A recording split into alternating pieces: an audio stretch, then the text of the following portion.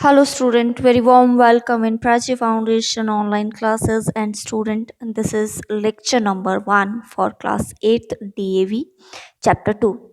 तो स्टूडेंट आज हमारा जो चैप्टर है वो है micro organism friend and foes. Friend and foes का मतलब होता है, फ्रेंड तो आप जानते हैं, फोस होता है एनिमी, दुश्मन। आज हम जिन टॉपिक को कवर करने वाले हैं उनमें क्या क्या चीज़ें इंक्लूडेड है। सबसे पहले तो बच्चों इंट्रोडक्शन, ठीक है, definition, type of micro organism and viruses are unique, ये सारी चीज़ें। आई होप ये वीडियो जो है आप लोगों के लिए हेल्पफुल रहेगा। और बच्चों अगर रहेगा तो वीडियो को जाते हुए लाइक अभी भी कर सकते हो आप, चैनल को सब्सक्राइब और अपने दोस्तों के साथ खूब शेयर करना, क्योंकि ये जो टाइम चल रहा है बच्चों, ये लॉकडाउन का टाइम चल रहा है जहाँ पर इंसान को फूड की तो कोई ना कोई हेल्प कर रहा है, लेकिन एजुकेशन की जो हेल्प है वो उसके लिए बहुत कम हो रही है। इंटरनेट पे भी वो सारी चीज़ें हमारे को नहीं मिल पा रही है जो हमारे को चाहिए होती है। तो ये कंटेंट आपका जो है वो साइंस से रिलेटेड है और आपकी बुक से ही है, तो आई होप आपको ये पसंद आएगा। ठीक है, आपको पसंद आएगा मतलब आपको समझ में आएगा, मेरा मेन ये बोलने का रीज़न। ठीक है, तो चलो स्टार्ट करते हैं। तो हम अपने चारों तरफ we see a large number of plant and animal around us, कि हमें अपने चारों तरफ जो है क्या क्या दिखता है, प्लांट दिखते हैं, एनिमल दिखता है। लेकिन अगर हम इनको भी छोड़ दें, ये पूरी अर्थ पे अगर हम प्लांट और एनिमल को भी छोड़ दें, तो इसके अलावा भी कुछ ऐसी चीज़ें होती है which can not be seen with our unaided eyes, जिसको कि हम अपनी आंखों से, अपनी आंखें यानी बिना माइक्रोस्कोप की हेल्प से नहीं देख सकते हैं।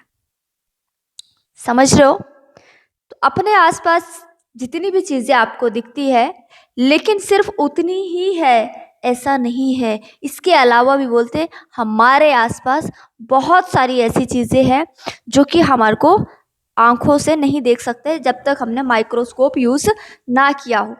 ठीक है, तो ये चीजें होती है माइक्रो ऑर्गेनिज्म। क्या होती है? Micro organism. तो जैसे बच्चों माइक्रो होता है, माइक्रो मतलब बहुत छोटा, माइक्रो यानी बहुत स्मॉल, एंड ऑर्गेनिज्म यानी लिविंग थिंग, लिविंग थिंग।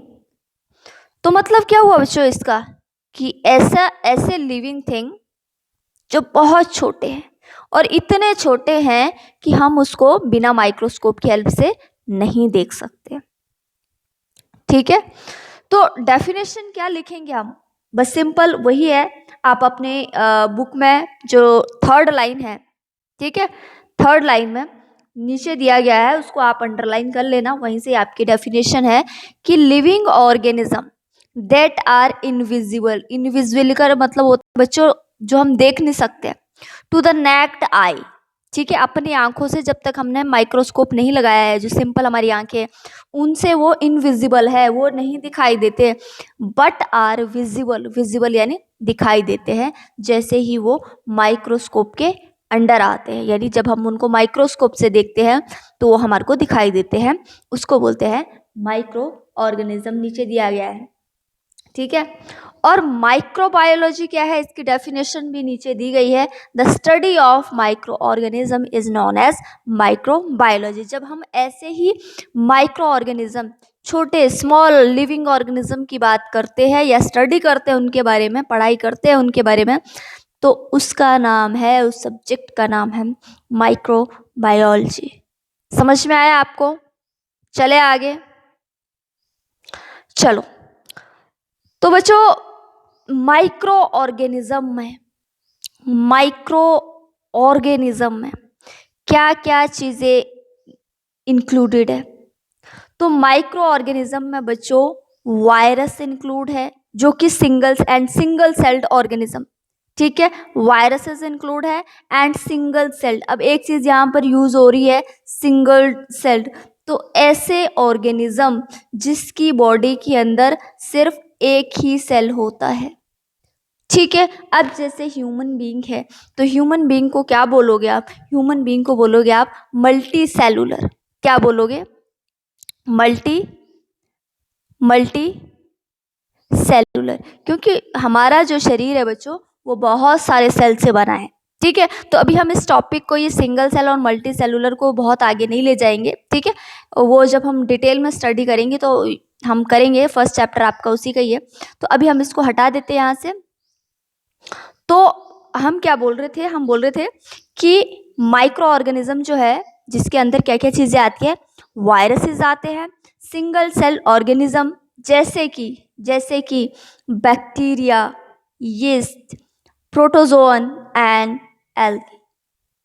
ठीक है बच्चों, तो जितने भी ये माइक्रो ऑर्गेनिज्म है बच्चों, ये कुछ एक हार्मफुल होते हैं हमारे लिए, हार्मफुल यानी हमारी बॉडी को नुकसान करने वाले होते हैं, और कुछ ऐसे होते हैं जो हमारे लिए बहुत अच्छे होते हैं, यानी हमारे जो इंसानों के जो है, ह्यूमन बीइंग के जो है वो फ्रेंड होते हैं, सिर्फ ह्यूमन बीइंग के नहीं, प्लांट एनिमल के भी। ठीक है, तो अब आगे डिस्कस करने वाले हैं। तो सबसे पहले हम क्या डिस्कस करेंगे कि माइक्रो ऑर्गेनिज्म का इन्वेंशन, उसकी खोज तभी हो पाई जब माइक्रोस्कोप का इन्वेंशन हो सका, क्योंकि ऐसे ऑर्गेनिज्म जिनको हम बिना माइक्रोस्कोप की हेल्प के बिना देख ही नहीं सकते, तो उनको इन्वेंट करना भी बड़ा मुश्किल था। तो जब माइक्रोस्कोप का इन्वेंशन हुआ तो उसके बाद हमने माइक्रो ऑर्गेनिज्म की भी डिस्कवरी की, क्योंकि बहुत सारे ऐसे छोटे छोटे ऑर्गेनिज्म थे जो अंडर माइक्रोस्कोप आए और उसके बाद उनका पता चला। ठीक है, और ये एक ऐसे साइंटिस्ट थे, ये एक ऐसे फर्स्ट पर्सन थे जिन्होंने बताया कि ये जो है वो बैक्टीरिया है, यानी बैक्टीरिया की जो खोज थी वो इन्होंने की, एंटोन वॉन ने। ठीक है, और जैसे जैसे मॉडर्न माइक्रोस्कोप आता गया, नई नई टेक्निक आती गई, हमारे को माइक्रो ऑर्गेनिज्म के बारे में और भी जो डिटेल जानकारी है वो मिलती गई। ठीक है, अब बच्चों हमारा जो नेक्स्ट टॉपिक है वो है टाइप्स ऑफ माइक्रो ऑर्गेनिज्म। तो माइक्रो ऑर्गेनिज्म कोई आज नहीं है या कल की बात नहीं है, जब से अर्थ है बोलते तब से, बहुत पुराने समय से माइक्रो ऑर्गेनिज्म का जो अस्तित्व है, ठीक है, वो भी इस अर्थ पे है। ठीक है, कुछ ऐसे माइक्रो ऑर्गेनिज्म तो ऐसे है बोलते जो लाखों सालों से अर्थ पर है और वो हमारे को कई तरीकों से प्रभावित करते हैं। तो अभी हमने पढ़ा था सेल स्ट्रक्चर, कौन सा वाला cell structure, single cellular multi cellular. तो उसी सेल स्ट्रक्चर के आधार पर जो माइक्रो ऑर्गेनिज्म है उनको 4 कैटेगरी में बांटा गया है।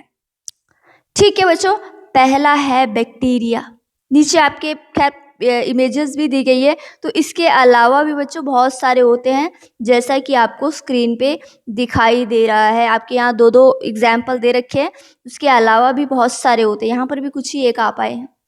सेकेंड है फंगई। ठीक है, आपने ये पुरानी ब्रेड दिखी होगी, इसके अलावा भी और सारे एग्जाम्पल आप देख रहे होंगे।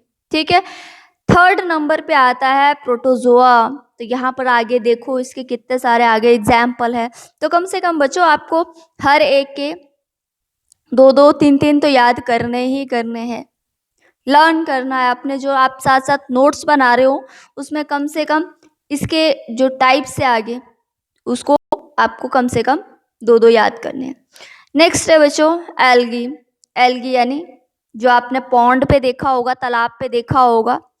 तो यहाँ पर ये देखो, इसके कुछ टाइप्स है, बाकी आपके नीचे स्क्रीन पे भी जो है वो दिए गए हैं। ठीक है, बुक में भी आपको दिया गया है।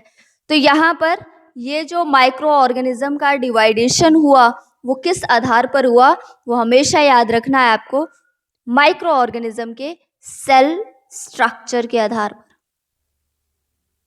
समझ रहे हो बच्चों?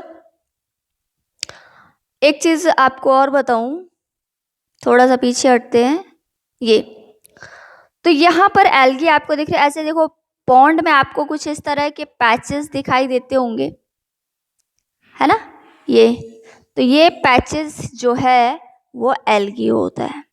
ठीक है, अब हम चलते हैं अपने नेक्स्ट टॉपिक की तरफ, एंड हमारा नेक्स्ट टॉपिक है वायरसेस आर यूनिक।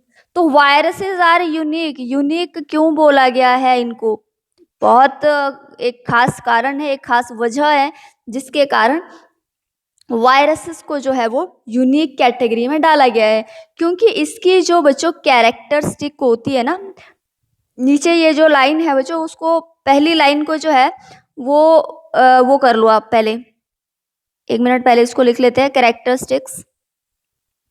पहली लाइन को जो है अंडरलाइन कर लो कि viruses are unique, they can exhibit the characteristic of both living organism and non living. इससे बड़ी इंपॉर्टेंट है, यहाँ पर उसका आपको मीनिंग मिल जाएगा कि क्यों उसको यूनिक बोला गया है। तो वायरसेस की ऐसी विशेषताएं हैं जो कि ये दोनों कैरेक्टरिस्टिक, यानी लिविंग के जो लिविंग ऑर्गेनिज्म होते हैं उनकी कैरेक्टरिस्टिक भी लेता है, और नॉन लिविंग होता है उसकी कैरेक्टरिस्टिक भी ये ले लेता है। अब ये कैसे काम करता है मैं आपको आगे बताती हूँ। ठीक है, जैसे बच्चों कि अगर ये चाहे तो हवा में भी फ्लोट कर सकता है, या फिर जब किसी को जैसे छींक आ गई है या फिर कोई और घटना हो गई है, ठीक है, तो ये वायरसेस जो है जब हवा में फ्लोट करता है, या ये जो डोर नॉब है, या ये जिसको आप डोर हैंडल भी बोलते हो, तो जब ये इसमें रहता है तो इसकी जो कैरेक्टरिस्टिक्स होती है वो कैसी होती है, नॉन लिविंग की तरह। ठीक है, हवा क्या है, एक नॉन लिविंग चीज है ना, और ये डोर नॉब क्या है, ये भी क्या है, नॉन लिविंग चीज। तो जब ये इनमें रहता है तो तब क्या होता है कि ये अपनी कैरेक्टरिस्टिक ठीक उसी तरह बोलते जैसे सॉल्ट एंड शुगर की होती है। सॉल्ट एंड शुगर भी हमारा नॉन लिविंग थिंग होता है, तो इसकी कैरेक्टरिस्टिक भी नॉन लिविंग थिंग की होती है। इसको चाहे तो कितने भी सालों तक एक जार के अंदर बंद करके रखा जा सकता है, और जब तक वो किसी लिविंग चीजों के कांटेक्ट में नहीं आएगा, ठीक है, तब तक वो नॉन लिविंग ही है। लेकिन जैसे ही वो किसी भी लिविंग चीज के या लिविंग थिंग के कैरेक्टर या उसके कांटेक्ट में आएगा, तो इसकी कैरेक्टरिस्टिक कैसी हो जाएगी, लिविंग थिंग, लिविंग। ठीक है, तो ये कांटेक्ट में आया, प्लांट हो गया, चाहे एनिमल हो गए या ह्यूमन बीइंग हो गया, तो वो उनकी कैरेक्टरिस्टिक ले लेगा। तो ये क्या करेगा, ये जिस भी सेल के अंदर जाएगा उसको इन्फेक्ट करना स्टार्ट कर देगा। क्या करेगा, इन्फेक्ट स्टार्ट कर देगा। इन्फेक्ट यानी उसको खराब करना स्टार्ट कर देगा, और उस सेल के अंदर जो है ये क्विकली, बड़ी तेजी से क्विकली मल्टीप्लाई होना शुरू हो जाएगा, यानी जल्दी जल्दी ग्रोथ लेना जो है वो शुरू कर देगा। ठीक है, मल्टीप्लाई। तो जिस कारण बच्चों ये लास्ट लाइन आप फिर से उसको अंडरलाइन करो कि therefore viruses are therefore regarded as being on the borderline between living and non living thing, यानी कि अगर ये बॉर्डर लाइन है, इस साइड है हमारी लिविंग थिंग, और बच्चों इस साइड है हमारी नॉन लिविंग थिंग, तो ये कहाँ पर रहेगा, ये इस बॉर्डर लाइन पे रहेगा वायरसेस, क्योंकि एक स्टेप इधर जाएगा तो इसको लिविंग की कैटेगरी में डाल दिया जाएगा, अगर एक स्टेप इधर आएगा तो ये नॉन लिविंग की कैटेगरी में आ जाएगा। लेकिन ये ना तो नॉन लिविंग है और ना ही ये लिविंग है, ये अपने आप को जैसा इसको मौका मिलता है, जैसा इसको बोलते हैं ना सराउंडिंग, अपने आसपास का माहौल मिलता है, उसी माहौल में ये अपने आप ढाल लेता है। जैसे अगर ये मैंने बताया ना, अगर ये एयर में फ्लोट कर रहा है या डोर नॉब पे है तो इसकी कैरेक्टरिस्टिक नॉन लिविंग वाली होती है। जैसे ये ह्यूमन, प्लांट, एनिमल की कैटेगरी में आता है, यानी लिविंग थिंग के कांटेक्ट में आता है, तो ये अपनी जो कैरेक्टरिस्टिक है वो कैसी हो जाती है, इसकी लिविंग थिंग की। तो बच्चों ये था आज का वीडियो। आई होप आप लोगों को समझ में आया होगा, समझने की कोशिश की होगी आपने और कोशिश की होगी तो आपको समझ भी आया होगा। और मिलूंगी बच्चों एक नए वीडियो के साथ। तब तक अपना अच्छे से रिवाइज करते रहो, पढ़ते रहो और ये जो समय मिला है उसको सही तरीके से इस्तेमाल करो।